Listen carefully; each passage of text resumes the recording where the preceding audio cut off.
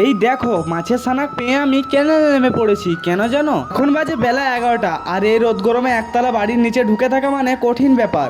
তাই বলে আমি দরজাটাকে খুলে আমাদের আমবাগানের নিচে বসেছিলাম, আর ঠিক আমাদের দরজার সামনেই ক্যানেলটা। আর কিছুক্ষণ তাকিয়ে থাকতেই দেখি এখানে অনেক মাছ আছে। না না, আমাকে নামতেই হবে। তাই কিছু না ভেবে আমি নেমে গেলাম। আর তোমরা তো তখন দেখতেই পেলে আমি একের পর এক কতগুলো মাছ পেলাম। আর কিছু মাছ তো ধরেও আমার হাত থেকে ফুগুলে যাচ্ছিল, কিছুতেই পারছিলাম না ওদেরকে ধরতে। আর এই পাশে কাদাতে মাছের সাথে ল্যাপটা ল্যাপটি দেখে আমার মা তো ভীষণ বকছিল।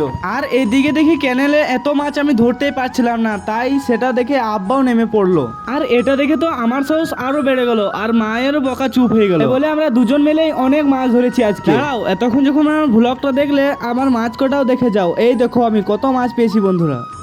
আর এতগুলো মাছ তো আমরা খেতে পারবো না, তাই বলে দিদির শ্বশুর বাড়িতেও কিছু দিয়ে এলাম। আর আমাদের বাড়িতে কিছু মাছ রেখে দিলাম, এগুলো পরে খাওয়া হবে, আজকে তো আর হচ্ছে না, কারণ এদিকে মাছ ধরতে ধরতে 1:30টা বেজে গেছে। আর বন্ধুরা ভিডিওটাতে লাইক করে দাও, চ্যানেলটিকে সাবস্ক্রাইব না করা থাকলে সাবস্ক্রাইব করো।